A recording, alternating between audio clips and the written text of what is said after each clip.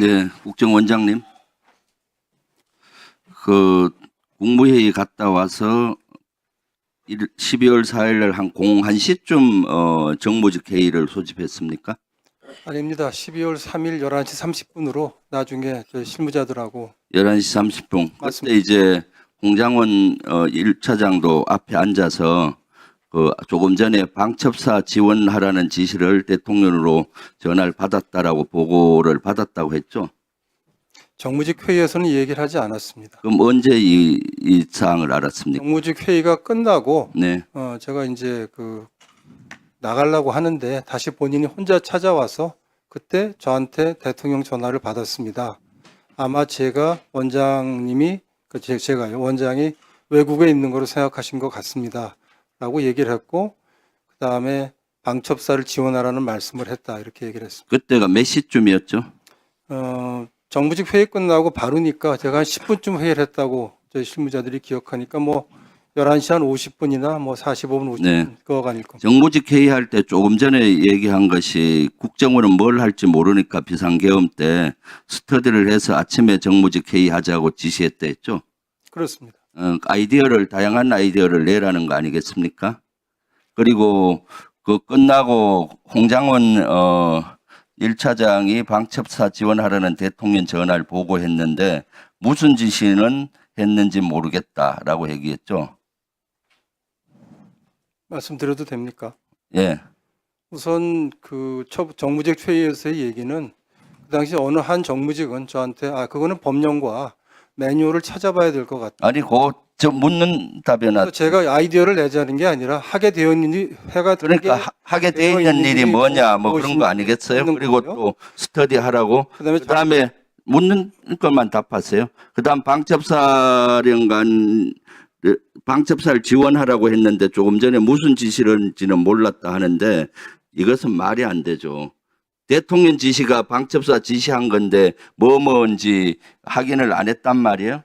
홍장원 1차장은 당연히 얘기했을 것이고 그리고 나서 그 다음날 홍 차장이 오후에 야당 대표한테 한번 전화 한번 하시죠. 이것이 어떻게 정치적인 중립 위반이죠? 전화하라는 아이디어를 내는 것이. 저는 그런 민감한 상황에서 한 번도 연락을 하지 않던 야당 대표에게 국정원장이 전화를 하는 것은 정치 개입이라고 생각을 했습니다. 그렇게 판단했습니다. 그러면 그 국정원장은 저한테 전화하고 저하고 개인적으로 만나면은 정치적 중립 위반한 거 아닙니까? 김병기 의원님 제가 아는 분이니까 연락할 수 있다고 봅니다. 이재명 대표는 저는 한 번도 악수도 해본 적 없는 분입니다.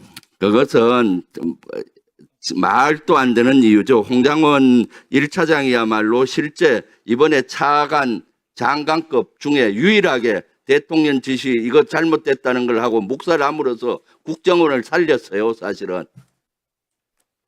차관급 이상 중에 유일하게 홍장원 1차장만 이것은 너무나 잘못됐다 인식하고 이걸 뭉갠 겁니다.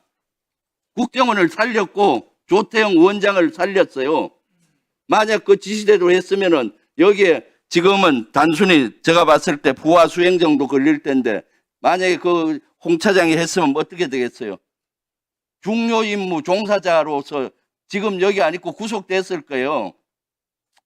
그런데도 말도 안 되는 전화하라는 아이디어 낸 걸 가지고 정치적인 중립 위반으로 사표를 써라? 이거 월권행위 아니에요? 제가 직무 범위 내에서 한 일이고 직무 범위가 아니죠. 이것은 대통령 용산에 지시고 한 건데. 아닙니다. 홍 차장 나와 보세요. 인사 건의를 했고 대통령이 받아들였습니다. 그러니까 직무 권한을 벗어난 거예요. 권한도 아닌데. 저는 인사 건의를 할 당신을 살린 사람을 그렇게 내치는 게 어디 있어요? 그렇게 말씀하시면 안 되시겠습니다.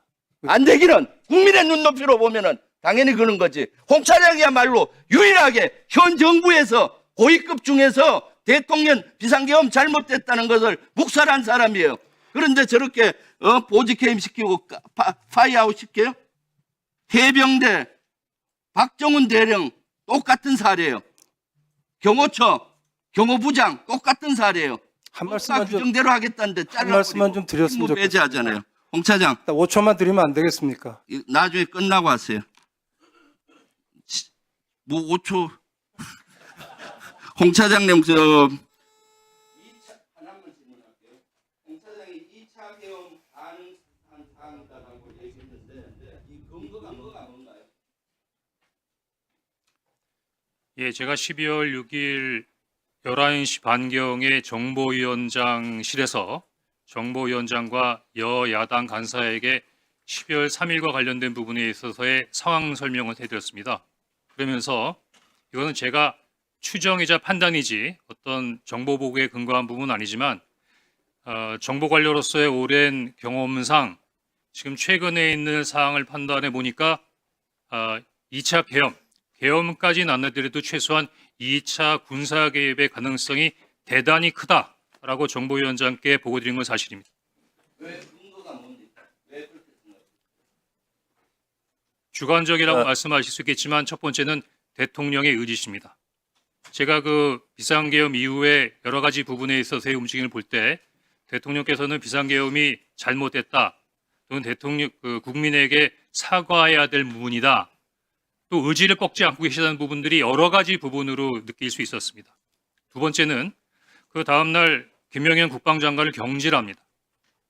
아마 경질할 수 있는 상황이라고 생각되는데 제가 깜짝 놀란 것은 김영현 장관이 경질된 다음에 그 다음 신임 국방부 장관을 추가 임명하기 위해서 노미네이션 하는데 제가 그때 제 판단으로는 김영현 장관이 뒤로 물러났지만 영향력이 사라진 것은 아니구나. 왜?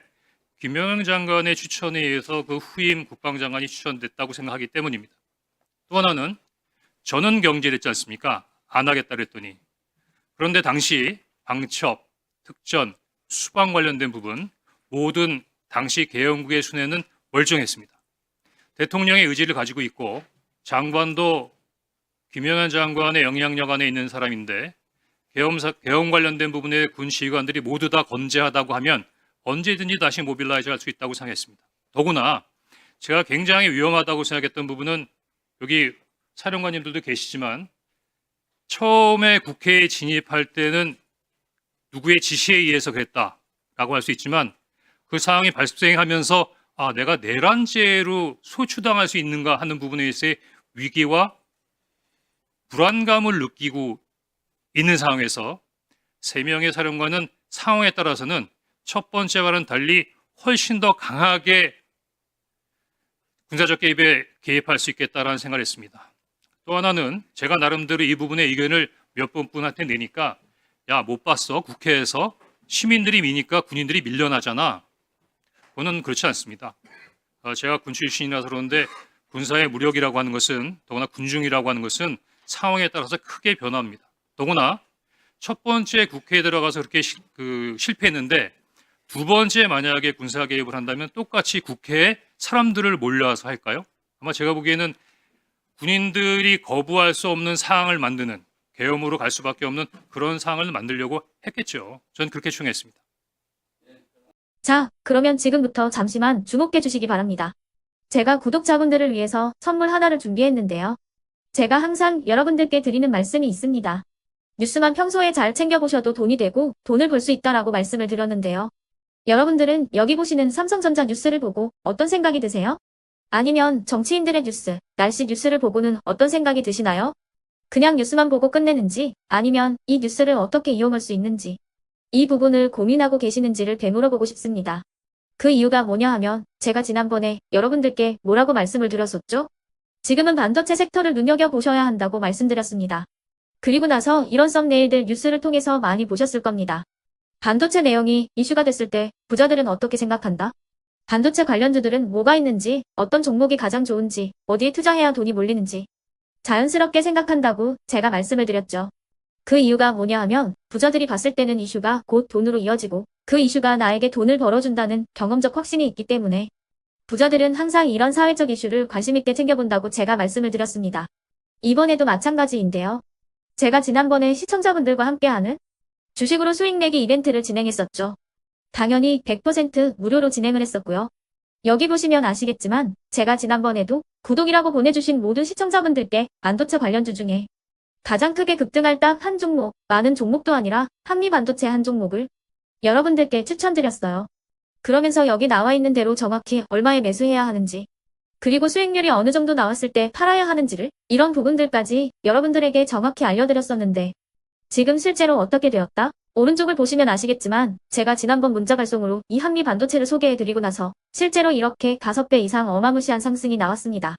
100만 원만 투자를 했어도 무려 500만 원이 넘는 수익금이 생긴 거죠. 그래서 당시에도 굉장히 많은 분들이 제가 드린 이 한미 반도체로 수익을 내실 수가 있으셨을 텐데요. 다시 한번 축하드린다고 말씀을 드리겠고 이번에도 마찬가지입니다. 앞으로도 2024년, 2025년 계속해서 기대해볼 섹터는 AI입니다. 그 중에서도 AI 반도체는 그 누구도 부정할 수 없는 미래 성장 산업입니다. 그러면 우리가 어떻게 생각해 볼 수 있을까요? AI 반도체 종목 중에 앞으로 크게 대장 역할을 하면서 10배 이상 급등할 수 있는 템베고 종목을 지금부터 열심히 추적해야 한다는 겁니다. 큰 돈을 투자하지 않더라도 월급의 일부분 아주 소액이라도 이 종목을 모아가야 수백 %의 수익률을 손에 쥘 수 있는 것이죠. 지금 여러분이 보고 계시는 이 유튜브 또한 AI 반도체와 아주 밀접한 연관이 있고 반도체야말로 대한민국의 핵심 산업으로 앞으로 더더욱 시장은 성장할 수밖에 없습니다. 그렇기 때문에 제가 이번에도 뭘 보내드리고 있냐면 지난번과 똑같이 구독이라는 문자를 보내주시면 제가 AI 반도체 관련주 중에 앞으로 대장주 역할을 하면서 주가가 가장 크게 급등할 한 종목을 여러분들께 문자 발송으로 종목명과 사고 파는 시점을 모두 알려드릴 건데요. 그 문자를 받고 여러분들이 주식으로 돈 버는 연습을 한번 해보셨으면 좋겠고요. 혹시라도 나는 주식을 하지 않는다 하시는 분들은 주변에 주식하시는 지인분들에게 말씀을 해주셔도 되고요. 아니면 연세가 있으셔서 투자가 어렵다 하시는 분들은 이 종목을 자녀분들에게 한번 사봐라. 이걸로 한번 수익을 내봐라. 이렇게 조언을 해주실 수도 있는 거겠죠. 그래서 지금 이 영상을 보시는 시청자분들 중에 나도 이번 종목이 좀 궁금하다 하시는 분들은요. 누구나 상관없이 그리고 어느 시간대나 상관없이 부담 없이 010-2514-5930번으로 구독이라는 문자 보내주시면 제가 이번에도 똑같이 무료 추천 급등주 문자를 보내드리겠습니다. 이해되시겠죠? 제 번호 010-2514-5930번으로 구독이라는 문자 보내주시면 여러분들이 직접 이슈를 통해서 돈 버는 연습을 해보실 수가 있는 거고 제가 돈을 받는 것도 아니고 투자를 대신해 드리는 것도 아니기 때문에 부담 없이 신청해 주시면 되는 겁니다. 그리고 수익이 나면 저는 다른 것은 하나도 바라지 않습니다. 제 채널에 구독, 좋아요 한 번씩만 눌러주시라 이렇게 다시 한번 말씀을 드리겠습니다.